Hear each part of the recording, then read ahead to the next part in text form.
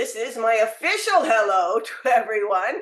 I just love sharing this information so much. I love the way the legend has really helped make sense of my own dolphin path, and which is my life.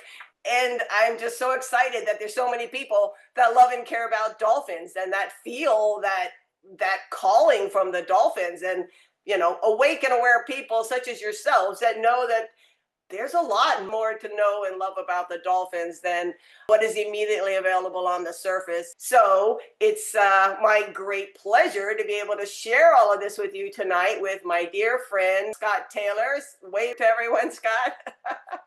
We've got so much to cover tonight that for sure we're going to have to do a second call, a third call. I mean, Scott's a walking dolphin encyclopedia. So we're going to break it up into different topics, but tonight we really want to share with you some of the background of, well, who is Scott Taylor? How did he end up on this dolphin path? And what is the legend actually?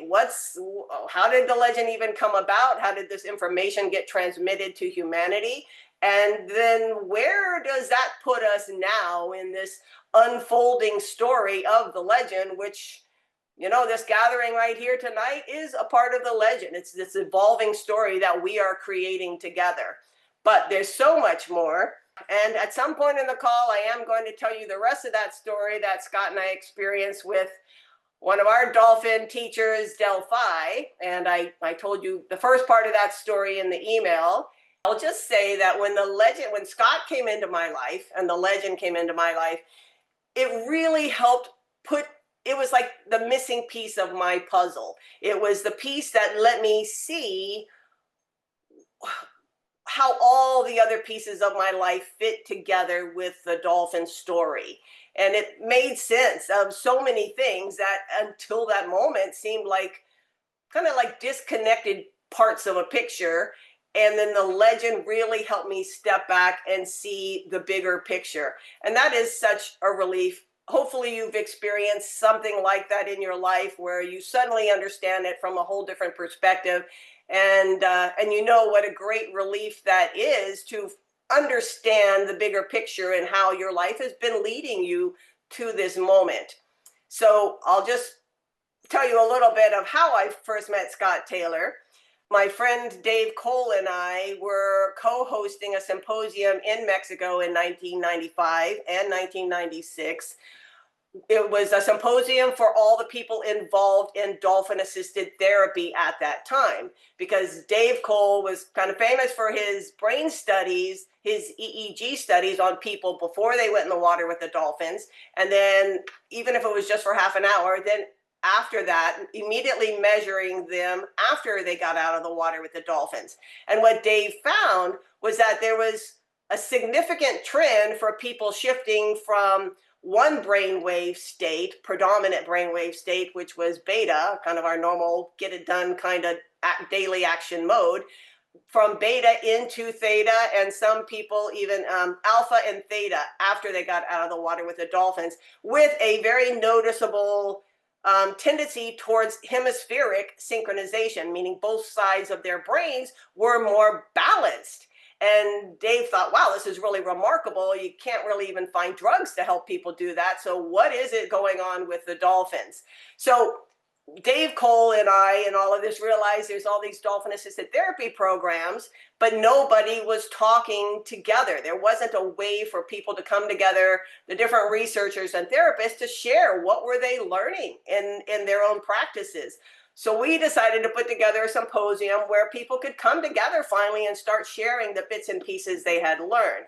So that's how we ended up, Dolphin Discovery, our company, was hosting the symposium in Cancun in 1995. Then we did it again in 1996. And Dave Cole and I, it was a gorgeous night out in Cancun, late at night. The symposium was beginning the next morning. And so we just like, all right, let's just brainstorm a little bit. We're just going to go stand in the shallow water at the shoreline of the hotel in Cancun. And it was a nice breeze. And we were just talking about, okay, tomorrow we've got to do this and that. Out of the darkness comes this voice that said something like, oh, you must be Donna. And I was like, okay, who's that? And he said, oh, I'm Scott Taylor. I've come to the symposium. And so he said, well, come on over by us, Scott. Come tell us, what brings you to the symposium? And that's where this man named Scott Taylor walked up to Dave Cole and I and started saying, well, I'm involved with this thing called The Legend of the Golden Dolphin. And he proceeded to give us just a little snippet about the legend of the Golden Dolphin. And that was the missing piece that I needed. That was like suddenly everything made sense. And so I don't even remember what Scott said that night, but I remember it was suddenly like, even though I was standing in the ocean, I felt like I was suddenly standing on top of the mountain, looking around at all the pieces of my life.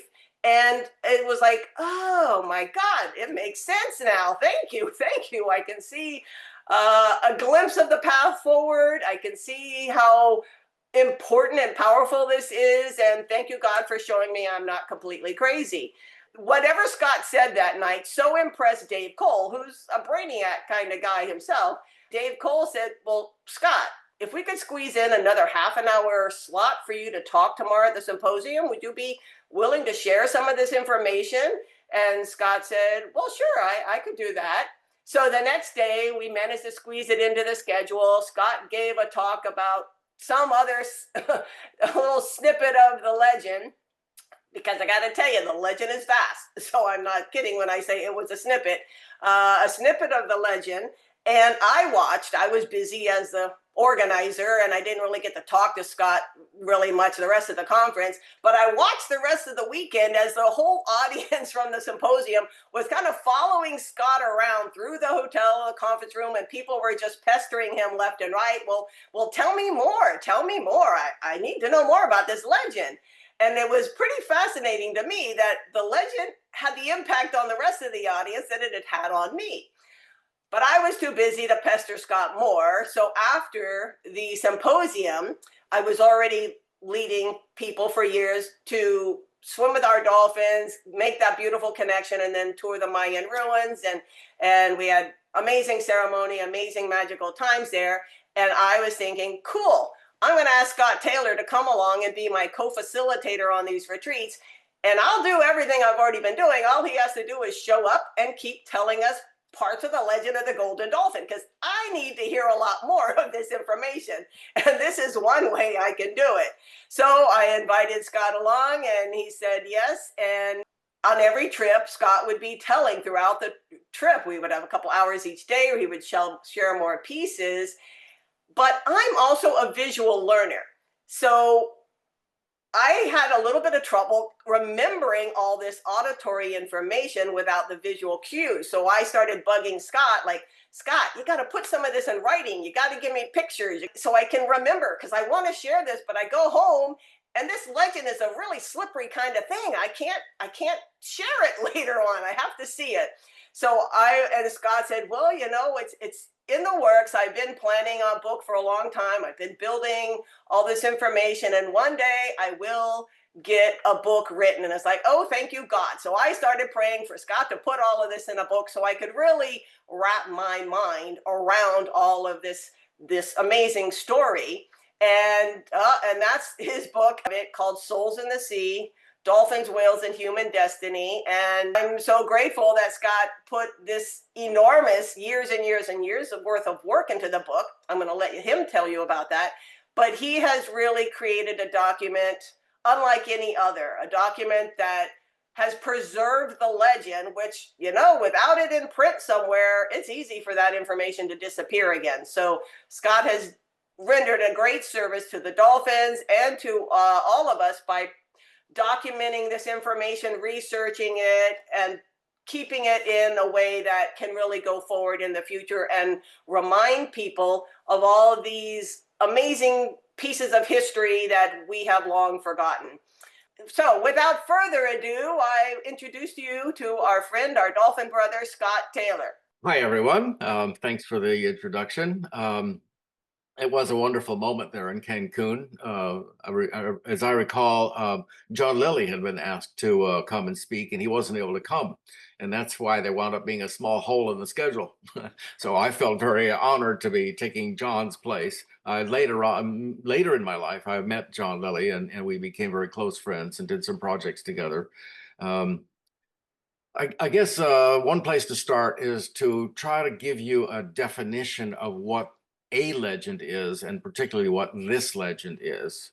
It's not a myth, it's not a fable. And think of a fable, it's going to be a story about a crocodile taking a monkey across a river, and at the end of it, you know, the moral of the tale is that everybody is who they are because the crocodile eats the monkey, right? That sort of thing. So there's a moral quality to a myth and a fable.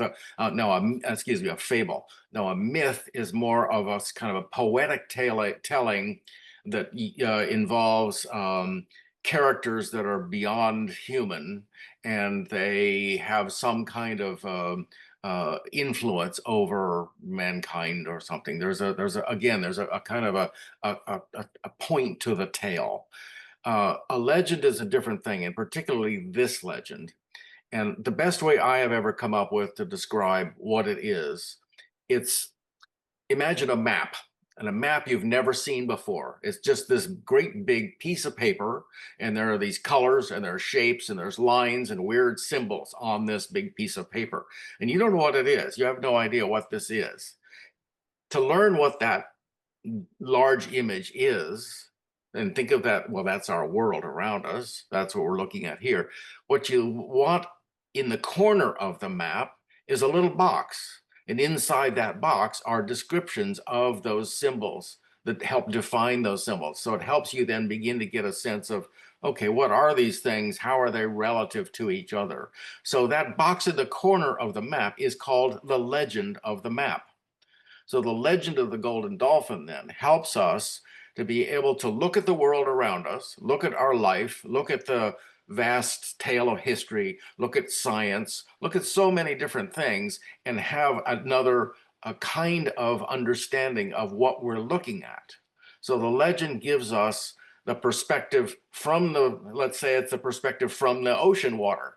You know, we're a dolphin, and we're just picking our head up above the surface of the water. We're looking out at the world. How do dolphins think of the world? How have dolphins been involved in our world? What is the true story of this long relationship we've had with dolphins? Which, particularly in our modern world, with the speed of it and all the fascinations that we have, we've forgotten so much about that story. So the legend, as it exists and as it came into being, is a collection. It's a vast collection across many disciplines. It's history, it's anthropology, it's ancient history, it's prehistoric. It goes into myths that exist in many different cultures. It is very scientific as well. It draws on many branches of science, and it talks about our contemporary world and brings into this big picture what's going on in our world, in science and in politics and in geopolitics, and you know, all the various factors that we're dealing with in our lives. So it's a remarkable body of information that provides a kind of it's like a database that you can look into to explore things that you have questions about, and it gives you another perspective. I'll just give a very brief example. Throughout cultures around the world, and I have documented, you know, over 25 cultures when I've been able to easily find artifacts. But one of the most common, probably to all of us, when you think about a fountain in the middle of a park, somewhere, anywhere, how often, as part of that fountain, is a dolphin included? Almost all the time, especially in the older art, you know, art from the 1700s, 1800s, 1900s. A public park with a fountain is going to have dolphins around it, and water is going to be pouring out of their mouth, which, of course, all of us who understand dolphins know that water doesn't come out of their mouths, nor does it come out of their blowhole. But still, dolphins are associated with water. And when they're associated with the abundance of water, the control of water, they're part of our cultural history, and they're part of the cultural history of many cultures. No, well, why is that? How come dolphins are somehow part of our public artscape? Why is that? Well, one way you can think of it is because dolphins have been important to us. Even and there's a whole period in art history where dolphins appeared across Europe that don't look anything like the dolphins that we know. And that was largely because people were describing these creatures that they had encountered along a seashore or from a ship somewhere, and they are describing it to artists, and artists just used their own imagination, came up with these weird scaly creatures that spouted water out of the top of their head and that sort of thing. It's somehow the dolphin has captured the imagination of people, and I think that's another thing that we can explore. So the history of the legend of the golden dolphin is basically that a young man by the name of Peter Shenstone in Australia was fascinated with the idea of how do populations think, and how do we influence populations to think. And so he was interested in mass media, he was interested in marketing, he was interested in how do we give messages to people. And at the time, this would have been the 70s. There was a man in Canada who became a very well-known scholar named Marshall McLuhan, and he's the guy who many years ago, in one of his most famous statements, is the medium is the message, meaning that we are fascinated by the moving pictures. The fact that we're sitting here in front of computers right now, there's a big message in the fact that we're doing that. And you can build your reach to other people by understanding this. So he studied with Marshall McLuhan. He went back to Australia, and with his brand new knowledge, he set up a market studies company called Spectrum Marketing. No one had ever done anything like that in Australia. No one had ever actually looked at demographics and tried to figure out how do you get people's attention? How do you communicate with them? So Spectrum Marketing then became very quickly a very large company in Australia. They eventually had offices in 5 different countries. And so they were approached by a politician who was hoping to change the entire political landscape of Australia. His name was Gough Whitlam, and he was very much an outsider. He had very little chance of being elected, but he really wanted to give it a try. So he came to Peter and his pals and said, "I want you to come up with a marketing campaign for me." So they did, and the campaign basically got down to just 2 words, and that was "It's time." So they got a bunch of celebrities together, they wrote a song, and they were on TV singing this song about it's time, meaning it's time for change. It's time for something new to happen. It's time for us to let ourselves become more as a country. Australia was struggling with its own self-identity at the time. And it just swept the country. And he was swept into office, much to everyone's surprise, really. He's the guy that pulled Australia out of fighting in the Vietnam War. He's the guy who set up the medical system that we have now, which is a public medical system where basically, all your medical bills are covered by the government. He's the guy who set up free access to universities. Tuition became free for any student. He's the one who set up a number of different organizations and institutions within the government to honor and address the issues with the Aboriginal people who had not been there'd never been a treaty with the Australian Aboriginal people. He was a remarkable man. He had a lot of wonderful visions. He was very powerful in what he was doing, and he upset the status quo. And so he'd been 18 months in office, and in a collusion between Australian politicians who didn't like him, the Queen of England, because remember, we are still part of the Commonwealth, and sadly to say, the CIA from the US. The 3 got together and threw him out. And this had never happened before. He suddenly was no longer prime minister. Well, because Peter had put together this campaign for this man that he believed in, and he was so thrilled with what was going on, that when this happened, this was a huge blow to Peter. Peter lost all of his confidence because his main man who was doing this wonderful work in the world was suddenly no longer there.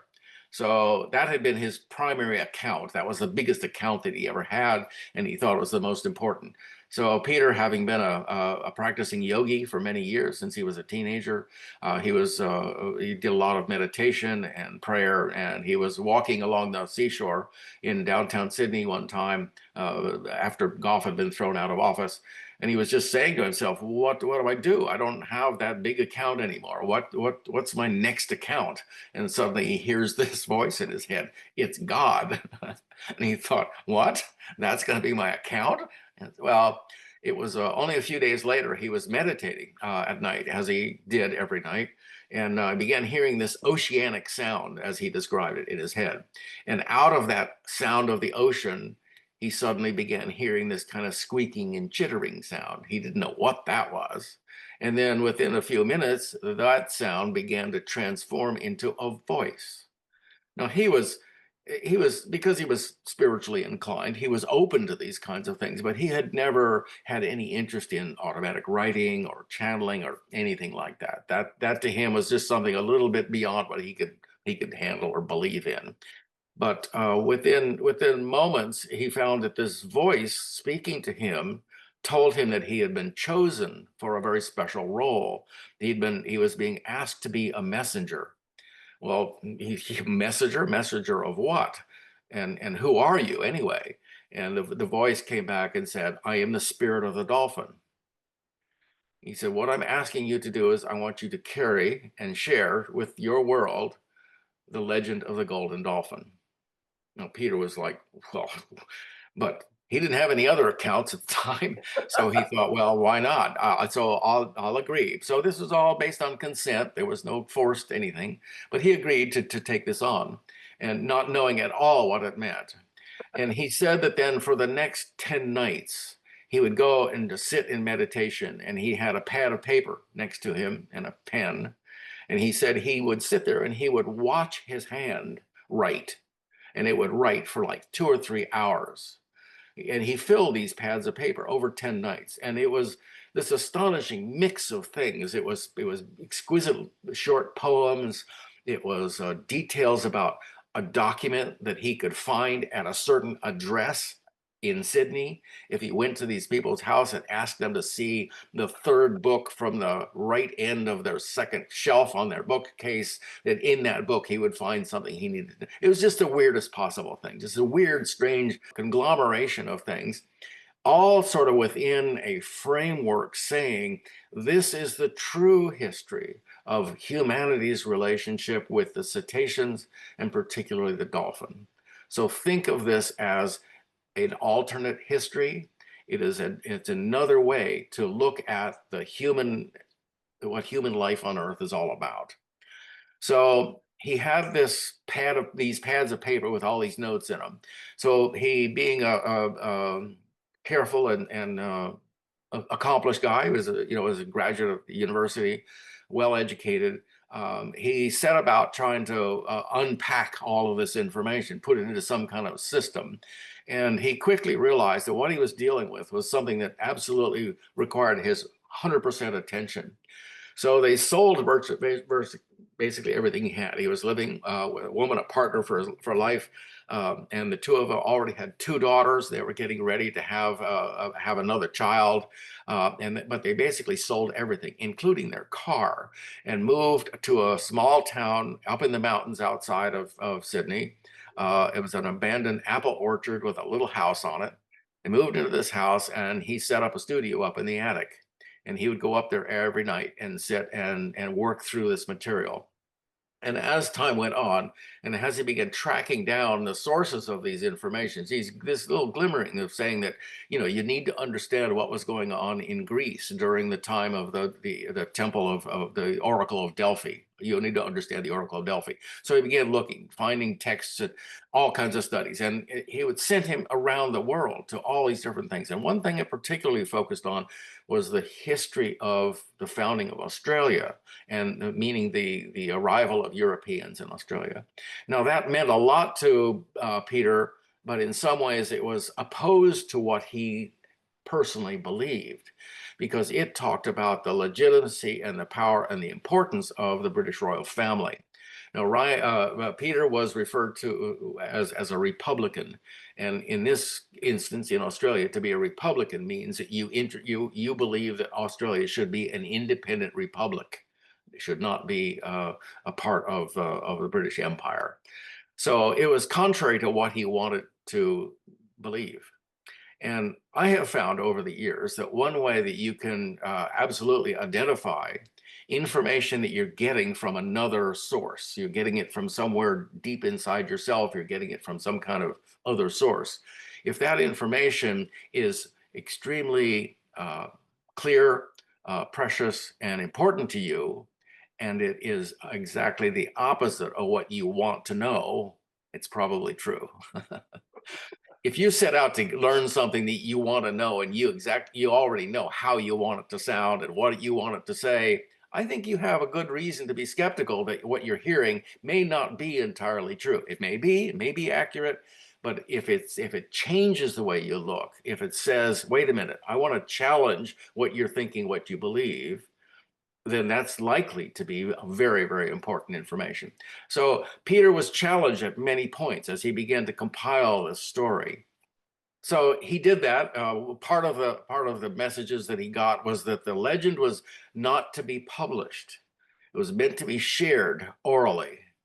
It's meant to be given to people as a telling, that the human voice, carrying the vibrations of the human voice, it will carry more dimensions of what you're trying to get across than any written word.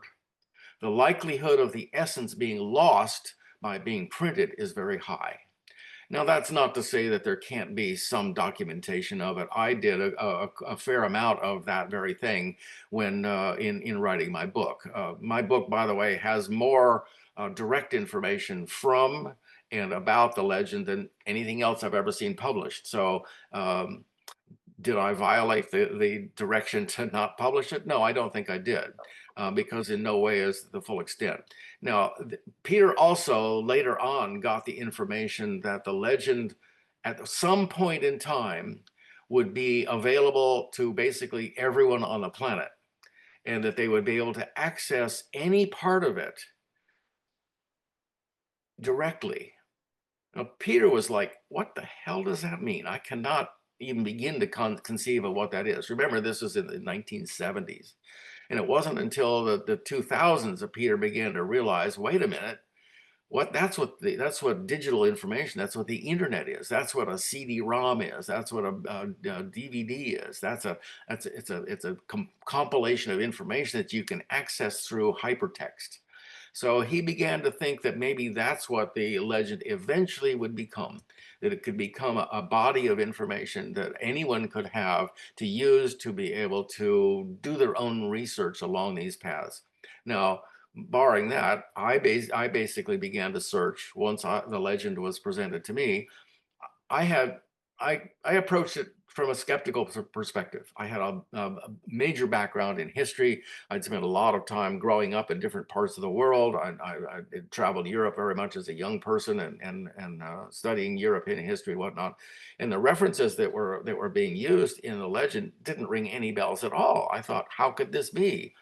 And so as I began looking specifically for places where the dolphins had appeared in human culture, I found, not surprisingly, I actually found many of the same sources that Peter had discovered.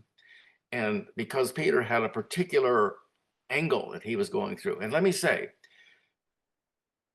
Peter and I had some differences over time. And one of the differences was that he said, look, I represent and I'm the messenger for, and my direct connection is with the spirit of the dolphins. You, on the other hand, speaking to me, have gone to dolphins themselves. As far as I can tell, Peter died, by the way, a couple of years ago. As far as I could tell, during his life, he never swam with a dolphin. Interesting. I'm not even sure he ever actually met a dolphin. So he felt that my perspective was definitely different. It was unique. He saw me as someone who was definitely a part of this tradition of becoming a legendarian. He accepted that. but he also said that the way that I was approaching it was not his, and that he and I were on different but very close paths in dealing with the legend. Mhm. So I can share with you Peter's perspective on it all, and I can share with you my own perspective on it all, which is pretty much what I'm doing today. Mhm. Um, so, how it came to me, in the messages that the Dolphins gave Peter, they wrote two letters. Actually, they wrote three letters to human beings and asked Peter to deliver them. Now, one of those letters was to John Denver, another was to Olivia Newton John, and the third was to, at the time, Prince Charles. Now, I don't know for sure, for certain, whether or not the letter to Prince Charles was ever delivered. I did hear a story that showed me that maybe he did receive that letter, but I do know that the letter did arrive at Olivia Newton-John's, and I know that one went to John Denver. In the letter to John Denver was identifying him, helping him to understand that he had a very particular role that he could play in human history. And if you think of John Denver just for a moment, realize that John was a truly unique performer, a unique entertainer. Yeah. He won the Best Pop Artist of the Year the same year he won Best Country Artist. He Mm. was a philanthropist. He was involved in inventions. He helped fund a project in China that planted over 1 billion trees Wow. and never told anybody about doing that. Wow. When he died at his funeral service, people showed up who thought that they were some of the key people that he was working with in his life, and they met dozens of other people who are also representatives of organizations that he was working with. I don't know of a complete list of the things that John Denver did. But when John got this letter from Australia, he decided he wanted to show it to somebody who was a good friend of his. And this was the son of one of John's mentors. John lived in Aspen, Colorado. One of his mentors was one of the grandfathers of the environmental movement in America. And John was very close with him and his family. And one of his sons shared John's birthday. Okay, so John went to a birthday party on New Year's Eve for his own birthday and for the son of the family. And the son's name was Bruce Mace. So John and Bruce were very good, very close. And, and Bruce had just come back from living in Australia for a year. Big story behind that I won't go into. But John showed the letter to Bruce. It said, John, you're supposed to play this role in the Legend of the Golden Dolphin. And John was like scratching his head, like, what is this? What does this mean? And Bruce said, well, I could go check it out for you. So a week later, John had given Bruce a plane ticket. Bruce flew to Australia, and Bruce showed up on the front porch of Peter Shenstone and said, hi, I'm Bruce Mace. I came because John Denver sent me. And Peter said, well, come on in. And Bruce stayed for 2.5 years. So those 2.5 years were the final years of the compilation of the legend. So Bruce was very intimately aware of exactly what went into it, how it was compiled, and really what it meant, because he and Peter spent endless hours talking through the legend and what it meant and how it had come, and the two of them worked together on compiling it and finding information. So now one of the things that the spirit of the dolphin had said to Peter was that the intention for the legend was that it be shared with a specific kind of person, at least in the beginning, that it needed to go to artists, to philosophers, to mystics, to people who were in the creative arts of all kinds, writers, et cetera, et cetera. And he was even told that it needed to go to crazy people, people who were just simply not part of the mainstream. It wasn't really meant to go into broad distribution and published and made into a TV show or something like that. It was meant to go as a specific body of information to a certain kind of people. And the legend said that it was soon to go to America. and that in America it would eventually find a home, and that there would be two Americans who would be key people to help carry the legend into the world. Now, Bruce and Peter flew to Los Angeles at one point with the legend, and the legend was made up of I should describe it. In Peter's building of the legend, he wound up creating books that were about this wide, about that size, and they were made. He handmade these books, and they were made of a kind of vellum paper, which is a semi-transparent paper that's very durable. And he began writing, calligraphy, writing out the messages in the legend, and he realized he needed to illustrate it. So somehow he needed to make these things that he was coming across visible, because he came across pieces of art and that sort of thing. So he went into the spirit of the dolphin and said, what do I do with, how do I do this? Because he wasn't an artist. He did a little bit of kind of sketching and that doodling sort of thing, but the dolphin spirit told him, well, just do what your children are doing and keep it simple. And Peter thought, what on earth is he talking about? So he went to his kids and took a look at what they were doing, and they were lying on the floor coloring books.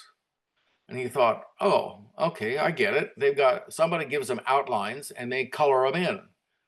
Well, I could try that. So he actually took images that he found and he traced them using this paper. And he traced them and made them kind of big, and then began coloring them in to make them into different stuff.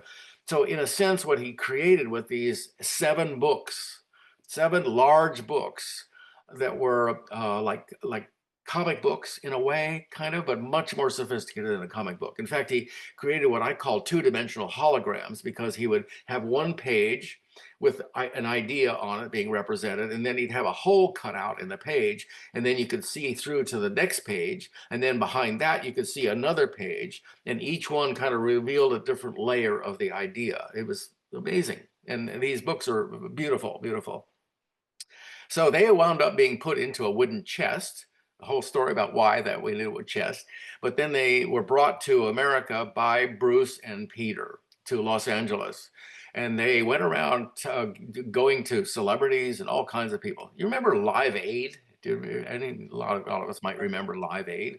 The guy who put Live Aid together always wore a gold chain with a dolphin tail on it around his neck, because he had been to one of those early Legend of the Golden Dolphin tellings, and it had left such an impression on him. That's when the idea for Live Aid was born, out of his connection to the legend.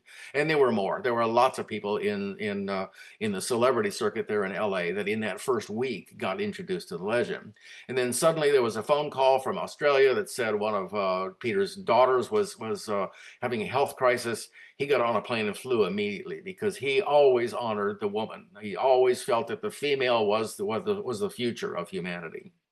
So he was in great service to he had 4 daughters and a delightful wife and a partner, excuse me, they never married. Jan Thornley, she's still alive, and she's out there doing her amazing stuff. So when he had to fly back, he left the chest with Bruce. And Bruce had a friend, a wealthy friend, and the two of them got her into her VW bus and started driving to take it somewhere. And one of the places that Bruce, of course, wanted to go was back home. He wanted to go back to Colorado. At one of the tellings, he had met somebody who happened to be a friend of mine. And Bruce asked him, I'm going to Colorado. Is there anybody there that I should see? And this guy, Alan Armstrong, dear friend of mine, my best man for my first wedding, said, you got to look up Scott Taylor. He'd love this. So, and gave him my phone number. So Bruce is heading across America, comes to Colorado, gives me a call. I'm at work one day. By that point, I'm a furniture maker, and I've got employees and a big shop, very busy. And I got a phone call one afternoon, and the voice said, hi, this is Bruce Mace. I'm a friend of Alan Armstrong's, and I've got a story I'd like to tell you that comes from Australia. And I said, listen, mate, I'm just wait. I didn't use the word mate at the time. Now I do. I said, listen, I'm too busy. I tell you what, you're coming through town. You probably need a place to stay tonight. Why don't you just come to my house? I gave him my address and said goodbye, and promptly forgot. I went home that night, had dinner with my wife, my two kids. After dinner, I'm playing with my kids on their living room floor, and suddenly there's a knock on the door. And it was one of those, oh God, moments where it's like, oops. Suddenly I remembered I'd invited somebody to the house. I hadn't said anything to my wife. I mean, who is this person? I probably needed to get rid of him pretty quickly. So I go to the door and I open it up, and my life changed instantly. Because there before me was a man standing with a white turban on his head. He had a pointed little beard. He had bright, sparkling blue eyes. He was dressed in these kind of loose, wonderful, sort of Eastern style clothes. And I looked at his feet, and he had the weirdest shoes I'd ever seen in my life, where the big toe was separate from the other toes. I'd never seen anything like that. This was the spring of 1983. Mhm. And he says, hi, my name is Bruce Mace. I have The Legend of the Golden Dolphin in my car, and I'm going to be sharing it with people in Boulder in a couple of days. I'd like you to come along. And I said, okay, what is this Legend of the Golden Dolphin? And he says, and I said, come on in. So he came in and he began to tell me. And eventually he said, look, I can't go into it all. Let's just wait until you come to Boulder. I said, okay, great. And then we just got talking about life in general and this and that. And I'm describing things that I'm into and doing. And he says, there's other thing that's in Australia that you ought to know about. It's called permaculture. And I said, well, what's that? So he gives me a brief description of what permaculture is. I said, well, that's fascinating. I want to know about that, but I'm really first interested in the legend. So a week later, or a few days later, I go up to Boulder. I sit in front of this chest, and for 8 hours, Peter and his friend Gigi tell the legend. Not Peter. It was Bruce at that point. No, sorry, not Peter. Yeah, it was Bruce. So Bruce had these big books that he would bring up out of his chest, and he'd set on the edge of the chest, and he'd turn these pages, and each page would have another layer of the legend, another bunch of ideas, and another images of various cultural artifacts, et cetera, et cetera. And it was absolutely riveting to me. It was completely fascinating. It made so much sense to me. At the same time, was brand new. So Bruce and I became very close friends. I was having trouble in my business, which I now realize was divine interventions. My business completely collapsed. Many of the things in my life began to collapse. My marriage fell apart. My father died. My business collapsed, almost went into bankruptcy. And just as it was about to go into bankruptcy, Bruce called me and said, how are things going? And I said, well, my life is collapsing. And he said, yeah, I kind of understand that. I said, what do you mean? He said, well, you just need some help. I said, yeah, I do. So he said, look, I've worked in workshops, wood shops all my life. I'll come along and help you. So he came and spent 6 weeks with me. And the two of us completed a job that should have taken 8 people to do. We worked 16, 18 hours a day. We got the whole thing done. It was an entire medical complex. I'd done all the cabinetry for it. And we managed to get it done. I got paid. I paid off all my suppliers, and I offered to pay Bruce. And he said, no. He said, if you help me repair my car, that's payment enough. And I said, why would you do that? He said, that's what brothers do. That was, I would say, one of the first major lessons that came to me about what the dolphin path really is about. It's about recognizing who we are and with whom we are, and the nature of the world in which we live, which depends on living community.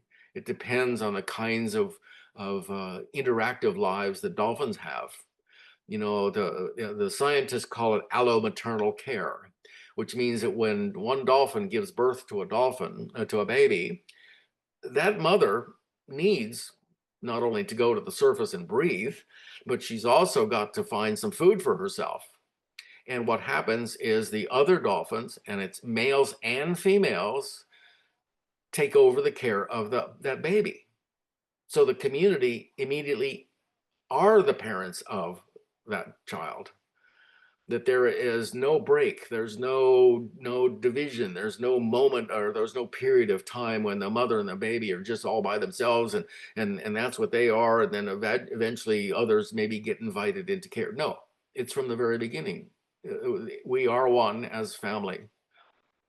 So Bruce really demonstrated that to me in the way he helped me, supported me. And that gave us, those 6 weeks gave us a lot more time to talk about the dolphins and the legend. So again, I got more and more immersed in it. Lots of life changes began with that, but I found myself diving in and doing my own research, as people say now, and eventually compiling a significant library of materials. Yes. You've set the stage so beautifully now to understand how this information came about, which I think is always very important to do. So thank you.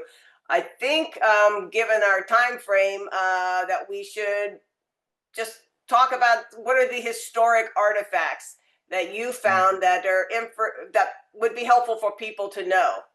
Okay. And we are going to have some time later on for everyone to ask questions. So just start keeping those questions in mind. So, Scott, can you give us some of those historic points, artifacts, and evidence that point to dolphins influencing human culture throughout the ages? Yes, well, we see the marks that much of what we find in terms of visual things are the product of art. So if you go to Mesopotamia, for instance, with one of the earliest significant cultures, we see that the priesthood and the who were also the healers. There was really no difference in those days. You know, the spiritual guides and were healers. Healers were spiritual guides, and they were deeply involved in dealing with a traditional body of information that had been given to them. And I think this is where we need to kind of use our imagination to try to figure how this would be. They spoke of beings who came to the seashore, who gave them teachings which are referred to as the arts of civilization.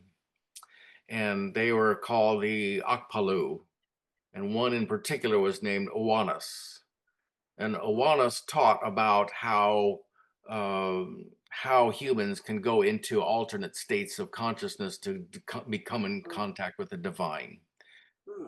um, the imagery that we see in those days is of these priests and of these healers and of the kings as well, um, wearing hats in the shape of the head of a fish.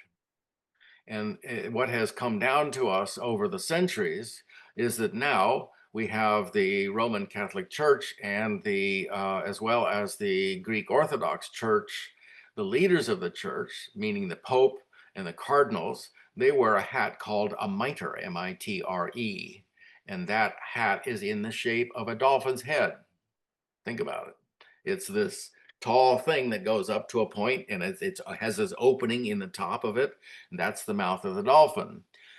One thing I found particularly fascinating in the Mesopotamian world was in their temples they have these stone tanks. Now, anthropologists say that these tanks held holy water. Well, they certainly do. But if you think about the church and its need for holy water, it's a font. It's a tiny little basin, like a water fountain, right?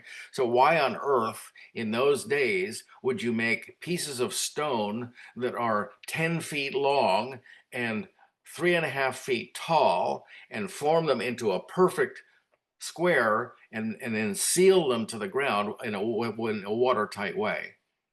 This is to put something into it beyond water. Well, what could you put in there that could survive for a while that you might be able to take out and take back to where it could go on living? But a dolphin. It makes good sense, no? There is a museum in Germany in particular that has one of these called Apsu tanks. And it has at the corners of the tank the priests that she just showed standing there with their dolphin head outfit on. Hmm. The artifact is pretty clear to me. Now, part of what is required in doing this kind of research is to expand your imagination a bit, because not everyone has ever seen a dolphin. Right. They only really kind of became into people's experience in relatively recent times. But fish, everybody knows about fish. So I got a little bit frustrated at one point, thinking, I know this is there, I know the story is there, but where is the evidence of it? So I just started to open my mind a little bit. Well, what about a fish? And what about fish that have horizontal tails? Well, only dolphins have horizontal tails. Cetaceans have horizontal tails. Fish have vertical tails. So if I find any kind of an image where this fish-like creature is part of the artwork and the tail is horizontal, I take that as a dolphin. And it Right. just in many cases, it's more fishy than it is dolphin, but still it's there. Let's see. Let's move. Yeah, well, that's in India. Matsya Avatar was very much the same in that Matsya Avatar was the first incarnation of Vishnu, and one of the acts of Matsya Avatar was to give to humanity the arts of civilization, and that list is the same as the one that Awanas presented, and basically the arts of agriculture, mathematics, architecture, law, music, and language. Yes. Yeah. So Matsya Avatar is really interesting in that there's a, how can I do it? There is a mudra that is done that it's a hand position in yoga, and when you look at it, it looks like a dolphin. There's also an Mm. asana called the Matsya asana, in which you lie on your back, you bend your head back, and you put the top of your head on the floor behind you, so your chest is pushed way up into the air. It looks very much like what a dolphin would be like if you sort of turned them upside down. Well, Um, so I think one of the interesting things about Matsya Avatar is that being was came from the ocean and came to the shoreline to yes. teach the ignorant barbarian humans the civilizing arts. So it was his. If you want to look up Matsya Avatar online, you will find images of of fish coming up out of the water with a human standing in its mouth. This is meant to depict a fish-like creature who can speak, who can converse. So Matsya Avatar is represented that way. This is a good way to understand how to do your own discovery about images that relate to the image or to the legend. Right. If we move forward a bit in time to the days of Greece, see behind me, know thyself. These were the words, the primary lesson that was left by the god Apollo. And Apollo founded an oracle called the Delphic Oracle, which, and Delphic does refer to dolphin because Apollo first went to this temple and in this place where oracular statements were being made in the form of a dolphin. He led a bunch of businessmen to this place and said, "You are to be the priests of my new religion." And he founded the Oracle of Delphi there. And one of his primary teachings was know thyself.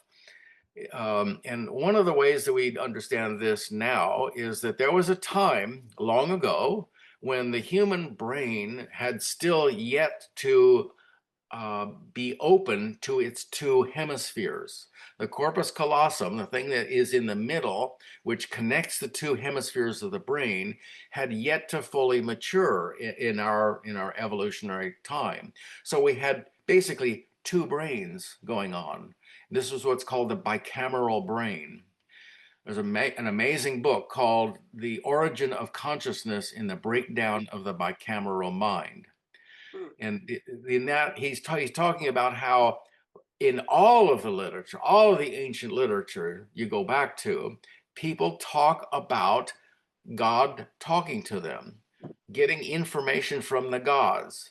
The information that they got, they didn't recognize as something that was coming from their own brain, their own mind. They felt that it was they heard a voice inside their head. It gave them information. And it wasn't until, I know this is weird and controversial, but until about 3,000 years ago, that the human brain evolved to the point where suddenly the two hemispheres are speaking to each other, and we began to realize that the internal voice was our own brain functioning and connected. Again, this comes out of the spiritual and yogic traditions, connected to the intuition or the superconscious. So Yeah. we now operate as a unified brain organism that has both connection to the greater universe and has a connection to the very physical environment in which we live. So when Apollo said, know thyself, this was at that point when suddenly people were starting to realize that the access to the superconscious is available in your own mind. that by knowing yourself, you are not giving away the power and authority to understand your world, to say that, oh, Zeus is making this thunderstorm come, and the lightning that hit was because of, you know, the anger of some god doing this, or the jealousy of a goddess, or whatever, that sort of idea about how the world works. That we actually you come to know that by knowing yourself, you come to know that you are a biological entity living in a world that has all of these processes going on. And through the self, you can gain all the knowledge that you need to survive and live well on Earth. You don't actually have to rely on something which is well beyond you. So the know thyself lesson is a fundamental point at which the human consciousness began to change. And this was all channeled through the dolphin. The dolphin and all of the courts in Greece were courts of dolphin. It was the dolphin court. There is still a dolphin temple in Athens now that still exists, and it was where the highest court of law was. Plutarch, one of the greatest Greek documentarians and philosophers and historians, was a high priest at the Oracle of Delphi. The Apollo is the god of truth and law, and so the idea that you could go to a higher source through the transmissions at the Oracle of Delphi and begin to open up to your own self knowledge was its source was at the Oracle of Delphi. And the Oracle of Delphi existed for 1,300 years. Cultures all around the Mediterranean came to the Oracle of Delphi to get instruction. Kings would send representatives and say, this other country is threatening me. Should I go to war with them? The curious and amazing thing about the Oracle of Delphi is they always gave these really curious, kind of curly answers. One great king, threatened with this war, said, what do I do? Should I go to war with them? And the Oracle of Delphi answered, if you do, a great kingdom will be destroyed. So he said, okay, great. I'm gonna go out and destroy this other kingdom. No, his kingdom was destroyed. He didn't really get the message right there, right? But so there was always a challenge to go deeper. Anytime the legend from the oracle would speak, it would say go deeper. So I would say that also about the legend as we're talking about today. It's not uncommon for people to go away from a legend telling and say, well, that was all very interesting, but you know what? He never told us the legend. What? I don't know what the legend is. How can I talk? I don't know what the legend is. The point is in that, and as Peter would often say, the point of the legend is not that dolphins are everything and absolutely what we need to understand. It's ourselves. The legend points to a great picture. It illustrates and illuminates what is in that great picture. It is, as I said at the beginning, it's the legend at the corner of the map. It tells us about the great story that we're looking at, the huge picture of life on Earth. Life as human beings, the future, the past, how does it all work? What's it all about? Well, from the perspective of the dolphins, we can see that it is about sharing. It's about living basically a peaceful life. It doesn't mean that they don't use force when necessary, but it does mean that you're not unnecessarily violent in any way. It's just all these basic concepts that we do understand is the best way that we should be. So the dolphins reinforce that. They are living examples of it. Here's another interesting thing to think about. Dolphins stopped evolving long ago. They've been in the current form they are, there's a debate in science, either 30 million or 18 million years ago. That's when they reached a pinnacle of evolution. There's no more pressure from the physical world for them to change. They don't need to improve their bodily form or functions. Now, that's not to say that in some ways there are environmental pressures on them, and certainly human activities over the last couple of hundred years have put a tremendous pressure on them. But basically, they reached a state of balance, of having a perfect body to do what they need to do to live where they live. Whereas human beings, we're constantly trying to figure this stuff out, trying to get it sorted out. This is where the story of permaculture steps in, and I'll only mention for a moment here. But permaculture is the toolkit for human beings to live a life in line with nature. Right. So the end of my book says this is what the legend leads to. It's us learning how to live in the natural world with nature as our guide, as the source of our best design for living. Mhm.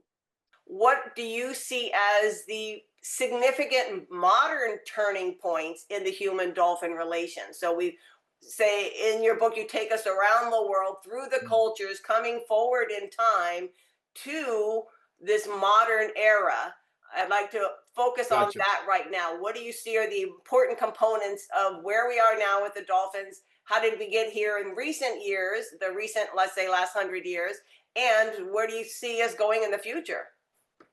Well, the legend talked to Peter very clearly about a point in time when we were going to reach what's called a singularity, when basically the coming together of the needs and the abilities and the opportunities would reach a very, very steep curve, and we've reached that time now. That humanity has got to make some very specific changes, and one of the things that the legend specifically says is going to be significant in that time is the experience of children being healed by dolphins. This is in the legend. This was from the spirit of the dolphin saying this to Peter.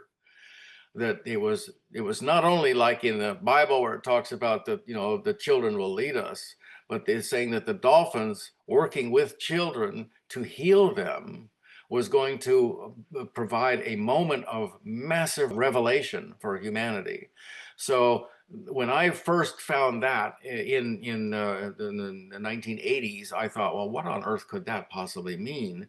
And I looked around and I found that children were being taken to spend time with dolphins, and people were beginning to develop the idea of what's now called dolphin-assisted therapy. This has become a major focus of my research. I earned my doctorate by doing a study of how is dolphin-assisted therapy contested and why. It is in that space of interaction where we go into the presence of a dolphin, where we experience their consciousness, we experience the quality of their lives. It's like if you want to be a better tennis player, you play with the best tennis player you can, because they are going to lift your skills. You're through the process of resonance.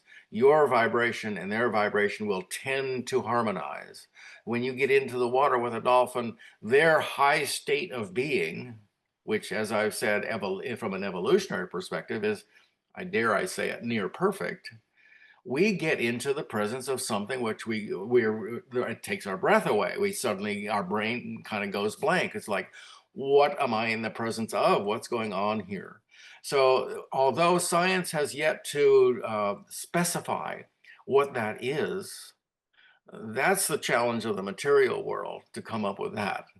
I think everyone here would recognize that internally we feel that there's something there with the dolphins. We understand that there is something high and precious and uplifting by being with the dolphins. So the combination of that with the human intention to enable a child or any person to lift the quality of their life, lift the quality of their understandings, lift the quality of their mobility, their capacity to command their body, to live in their body, to overcome challenges that the world has presented. This is one of the most significant things that humans can do, and doing it in harmony with another creature, another being who always has been floating weightless in the oceans, contemplating existence. Free of most of the issues that we deal with as humans. So many of them coming from gravity and dealing with the friction of life that we live in. And they live basically a friction-free life. And they've been contemplating deeply and richly for millions of years. So dolphin assisted therapy and the various forms that it takes, from the physical therapy in the presence of dolphins, right on up to the newest ways of dealing with these questions, where we're dealing with the spiritual and energetic side. What Donna is offering now is part of this trend toward humanity coming into its heritage, and is doing so in this means through connection to the oldest healers on the planet, Mm. the beings that are the wisest in terms of the biological form. They're there for us. They're waiting for us. In fact, many of them have incarnated specifically to do this work. And we must not deny them the opportunity to do what they're here to do. What I would say, how the legend has helped me, since I've been extremely blessed to be a founder of one of the world's largest collection and family of dolphin sanctuaries, dolphin habitats. And years ago, probably I think 15 years ago, I began thinking of, well, for sure, dolphin swim programs are without a doubt a major turning point in the human dolphin story. They would certainly be a touch point, a chapter in the legend.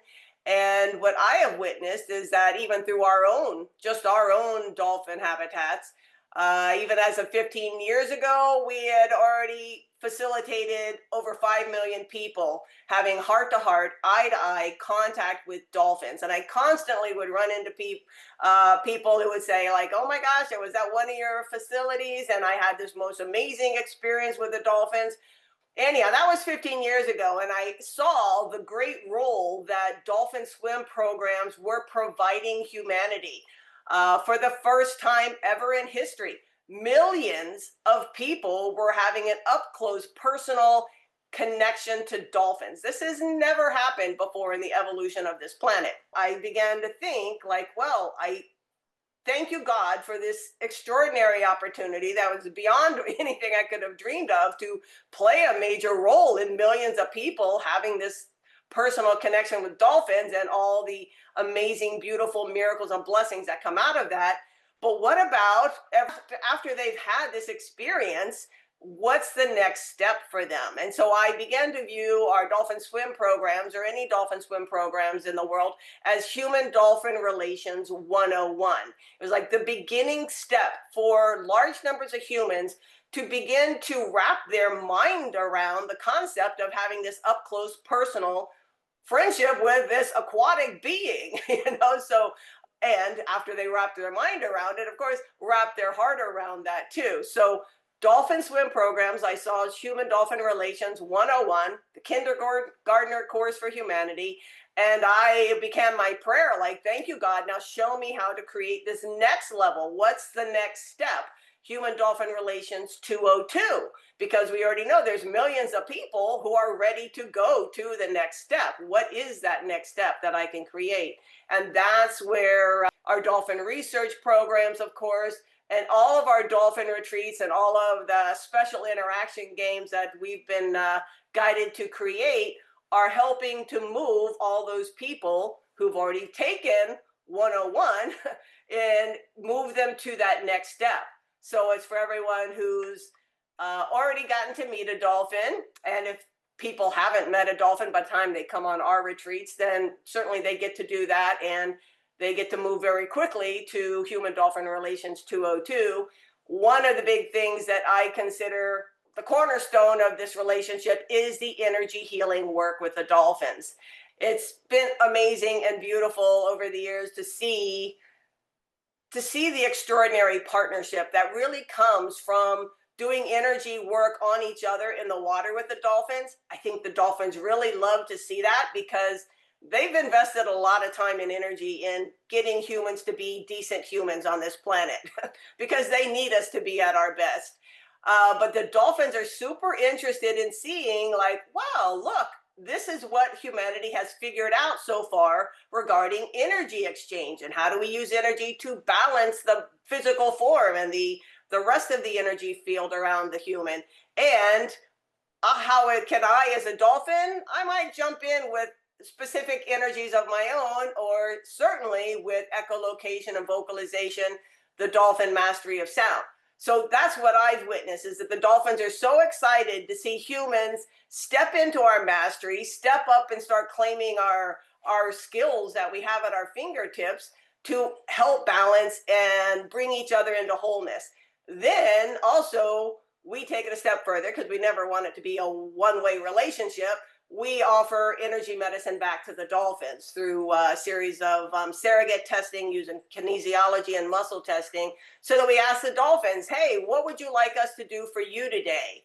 And that is also a very beautiful thing to, to offer that healing energy to the dolphins, because even though dolphins are amazing, high conscious beings, they're still living currently in a biological form, in a biological realm. So they have their own health issues and challenges as well. These activities have been the answer to my prayer to Spirit to how to create the platform to move humanity to those next levels of the human dolphin partnership. Now, I would say even beyond that, I see our healing programs and everything we do as still just one step to the even bigger picture of humanity and cetaceans really working together, hand in fin, cleaning up the shoreline, cleaning up the trash in the ocean. We know dolphins can do amazing things that humans can't, and humans can do amazing things dolphins can't. How awesome is it when we come together in this beautiful synergy and combine, our skills with theirs to restore balance in our world and to just create the positive future that we're all dreaming of. So I would just say even human dolphin relations 202 in our program is still just one step on to the next level. But I'm excited that everyone in our programs is on the front lines helping to build this human dolphin partnership. So that's, I just wanted to bring that to a closure, Scott, and helping to lay out why is what we're doing now even important in the scheme of things, in the scheme of the legend, and in the scheme of what we're hoping to create on this planet.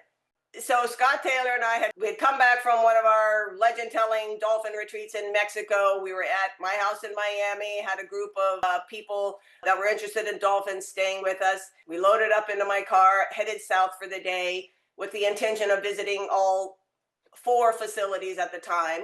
And one of the facilities we went to, we had called ahead to a friend who worked there, and she was giving us a little tour. And I'm a fast walker, so I was walking ahead on the trail, and I crossed over this little bridge to the dolphin lagoons. And I remember that I was really excited because on the other side of the bridge, I knew that was the lagoon for Delphi, who was this elderly male dolphin. And I had felt a strong connection to him in the past when I had been to that facility. So I'm bopping over the bridge and it's like, hey, Delphi, like, I brought you some really cool people to connect with. I brought you new friends. And I just stood there on the shore talking to him for a moment. And then Scott came along with the rest of the group. And as they came over, as is typical when you see a dolphin, you can't help but to start talking to the dolphin and saying like, oh my gosh, you're so cute, you're so beautiful, so nice to see you, or whatever other kind of small talk you can make. And so that erupted like crazy. Everyone's chatting at the dolphin, and he's just sitting there, just floating in the water, with his one eye watching us, and he's just quietly watching us. Finally, after a while, we kind of settled down, and then he took command of the situation is really how I have to describe it, because then he looked at us and he started vocalizing. And he was making all kinds of vocalizations, which wasn't unusual at all at first. And he's vocalizing, and we're maybe chatting a little more, and he's continuing on. And then we notice he's still going on. So after a couple of minutes, all small talk stopped completely. And we're all just watching Delphi. And he's just still floating on the surface of the water, watching with his one eye, that's facing us. And dolphins have great vision, by the way. And he's just watching us and still vocalizing. And we noticed that there was this really unusual quality to his vocalizations. First off, it was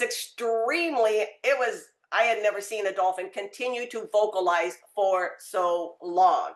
And now this is a couple of minutes into it, and he's just talking up a storm with his vocalization and just making the most bizarre sounds that I could only describe them as feeling very spiral and complex, and he's going up and down the scale, and it's just, he's all over the place with these very bizarre sounds. And again, all of that's coming out of his blowhole. It's not echolocation coming out of his melon, which you would hear more in the water. He's specifically talking out of his blowhole.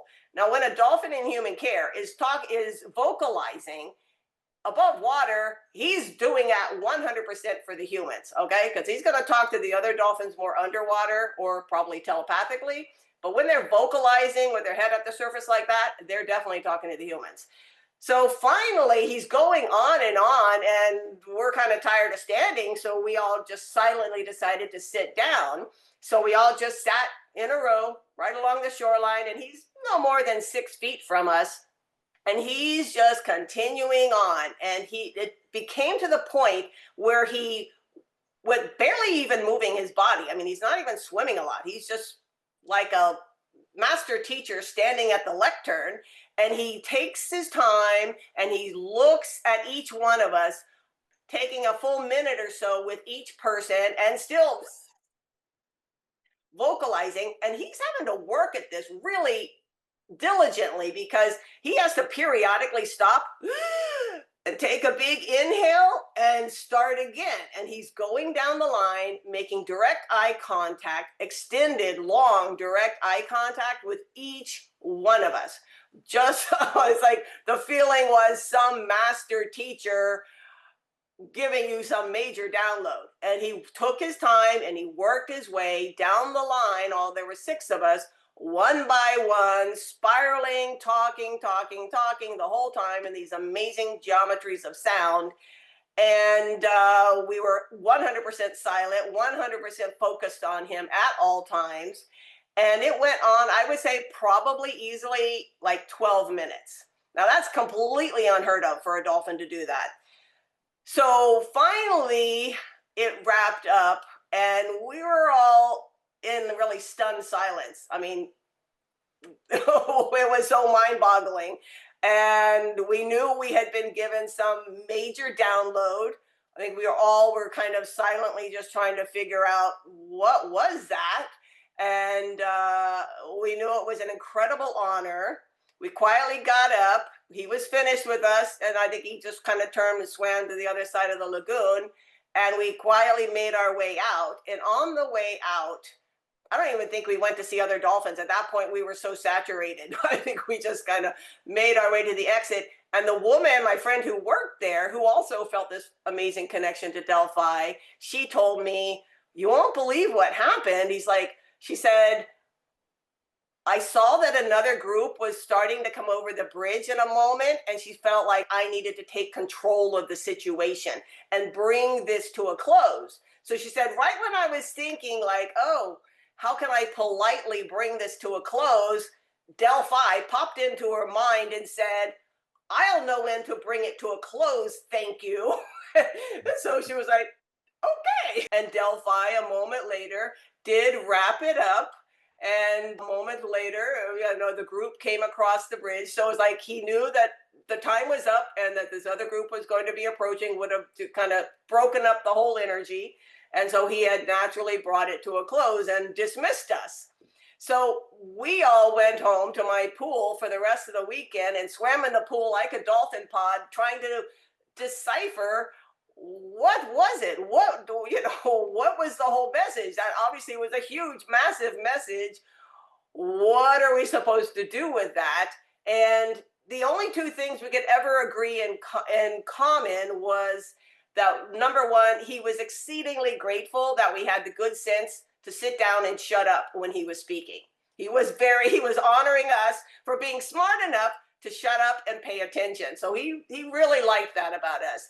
And then I think the second thing was that we could not really put any words around it at that time. It was more of an energetic message, and that it would be revealed in time as those threads started unraveling what the rest of that download was about. So over the years, I have occasionally wondered if some brilliant dolphin idea of mine was like, oh, but maybe that's really Delphi's idea, and he planted that in my mind like a long, long time ago. That experience with Delphi later led to another experience with a dolphin named Picasso, one of my other mentors and teachers in Isla Mujeres, but that's a story for another time. I will say that in the future years, when I did get to speak with the owner of Dolphin Research Center and some of the other trainers that work there, I would tell them that story and say, did you guys ever see Delphi do this with other people? And they were always like, no, I've never seen anything like that. And so it really was even that unusual for the people who lived and worked with Delphi for decades. So that is another piece of the legend that Delphi shared with us down there on the shoreline of the Florida Keys. One of the ways that you can have these amazing dolphin experiences is showing up. When you show up with dolphins, stuff can happen. So whenever it's possible, just try to show up with any dolphins that are near you and go with an open heart and mind, and always go with gratitude and appreciation for what those dolphins are doing for us all, wherever they're living. So, Scott, thank you, first of all, for the generosity of your storytelling.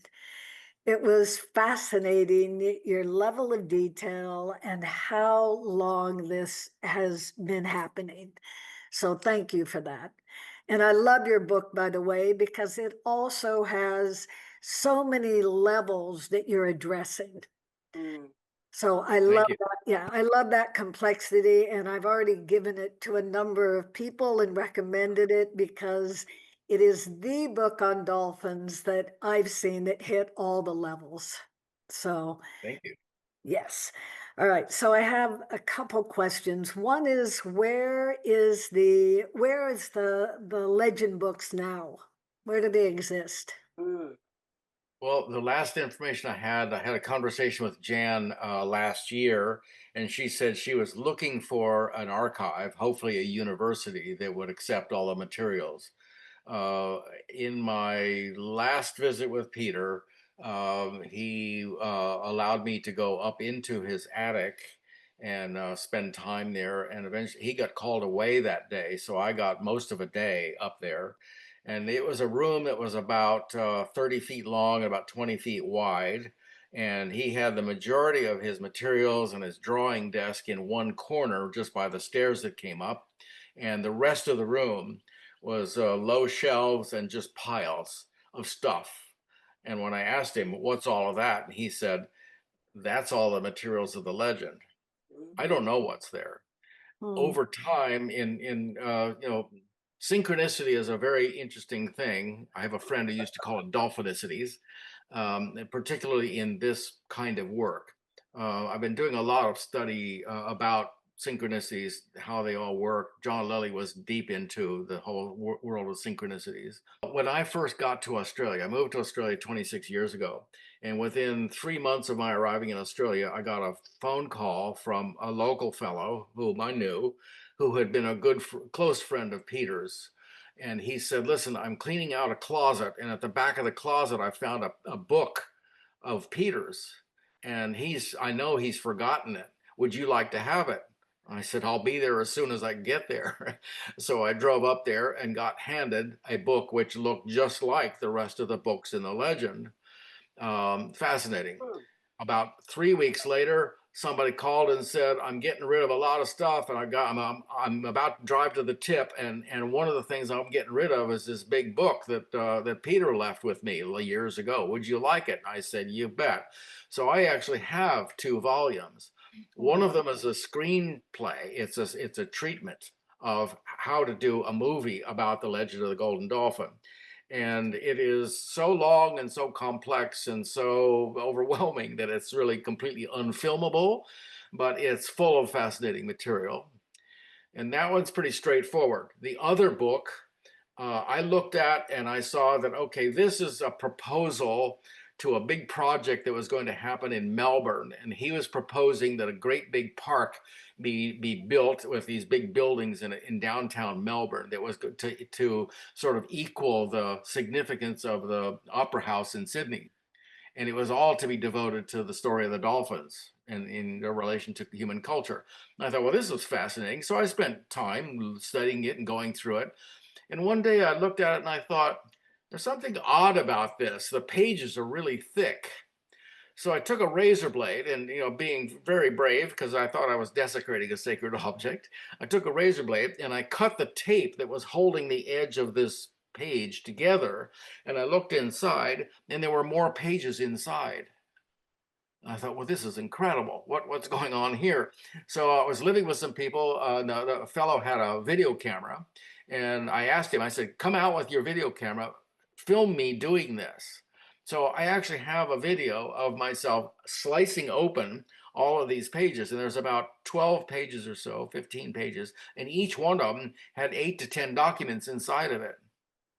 So it's this extraordinary thing where he wrote in calligraphy so small that you really kind of need a magnifying glass to really get exactly what he's writing. And it's pages and pages and pages of a story that he wrote from a future time, looking back at what happened around the legend and it's like this science fiction story around the legend. It's an astonishing thing. So I have those two parts. I don't know the extent of the piles that Jan has. I did hear that there was a university that was interested in putting the materials into the archive. I don't know the current story. I offered to help with the process, and she said, well, thank you very much. Right now, I'm dealing with a health problem that's so bad that I can barely deal with any of this at all. So I'll be in touch. I haven't heard back. So that's what I know. Interesting. So this feels like the legend is going through time, right? The future and the past. And so it's continually unfolding. Yeah. So two other questions. One is about the part that was so interesting that Peter was not interested in the dimensional form of dolphins, and you were.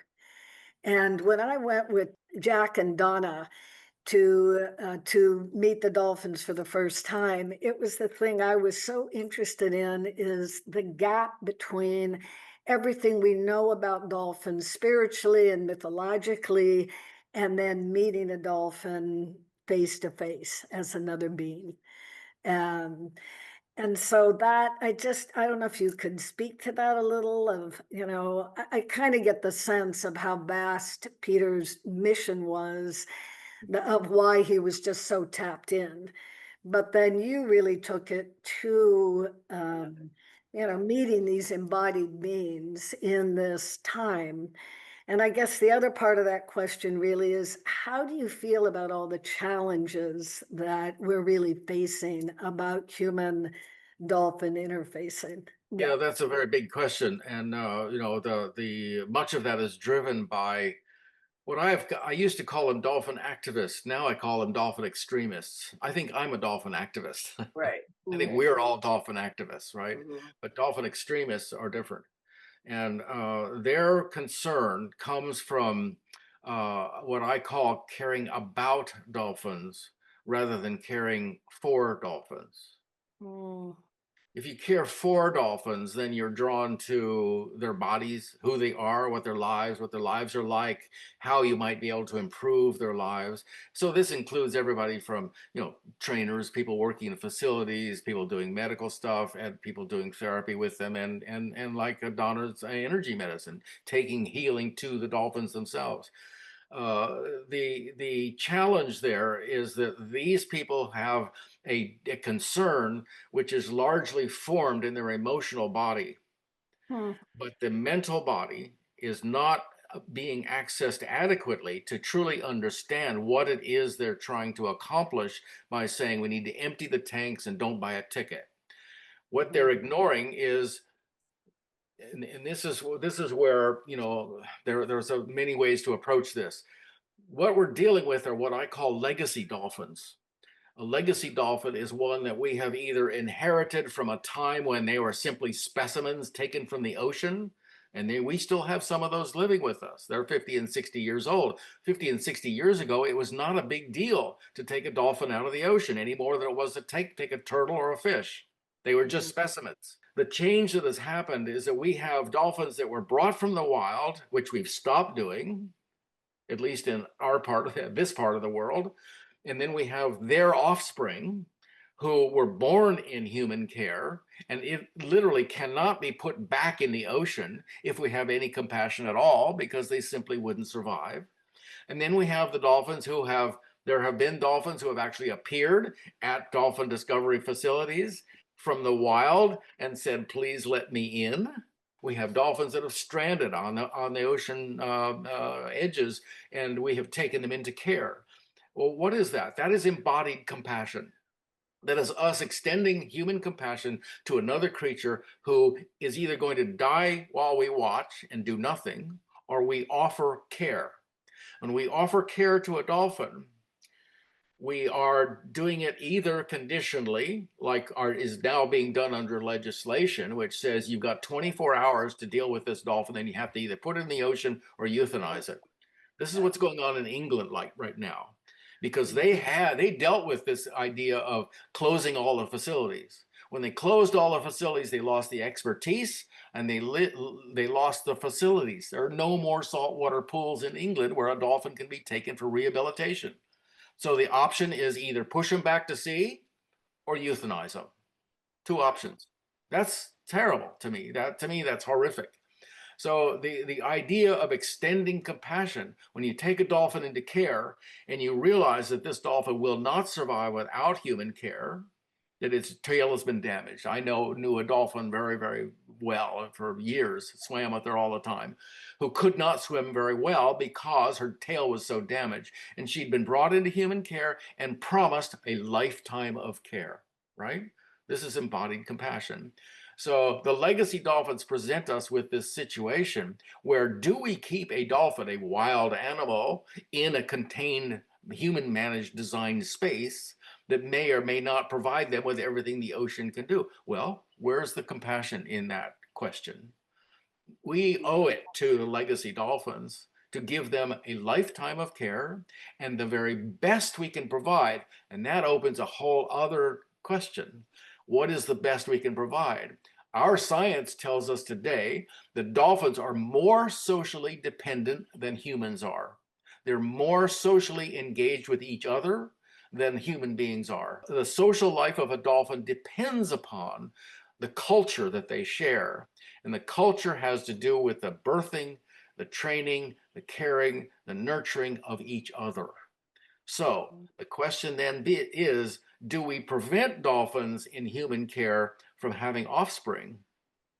If we're trying to give them the best that we can give them, we need to enable that, not prevent it.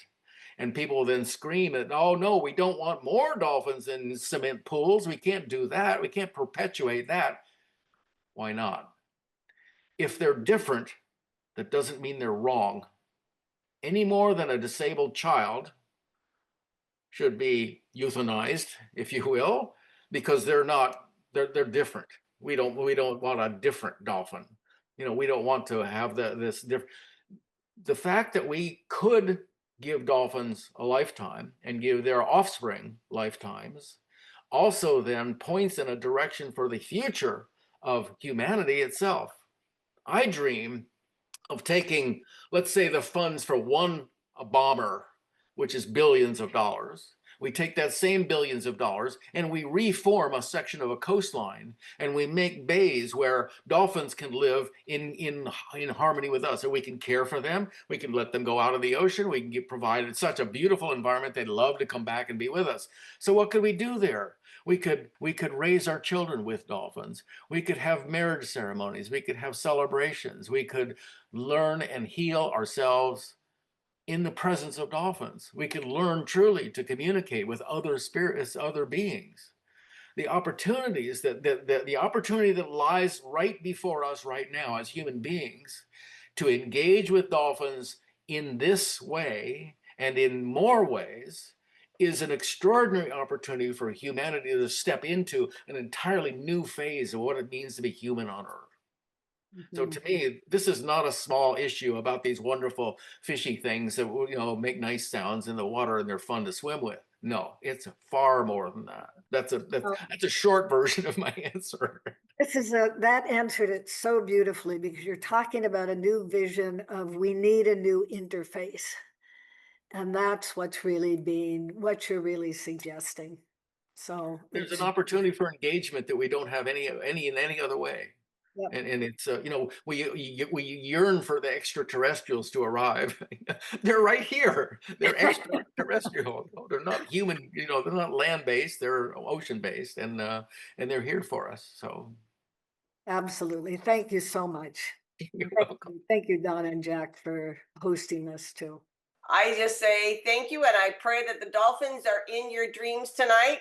Issue an invitation to the dolphins to take you for a swim etherically.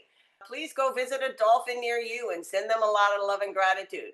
Thank you, Scott, for being here. Looking forward to part 2. Yep. All right. Thanks, Good night, everybody. everyone.